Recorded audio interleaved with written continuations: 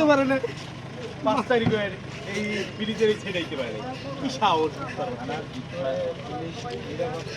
ভালো মানুষের জন্য যদি হয়তো তাইলে হয়তো চোরের জন্য আইসে আমাদের সহকর্মী আগাম কি অপরাধ করছে আমাদের সহকর্মী।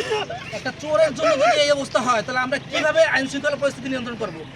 চোরের জন্য যদি এই অবস্থা হয় তাহলে পুলিশ কিভাবে তার পুলিশিং করবে, কিভাবে সে সে কি করবে এগুলো?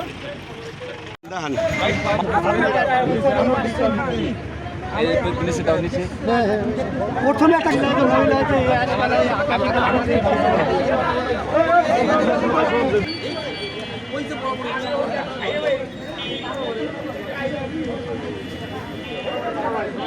কি অবস্থা?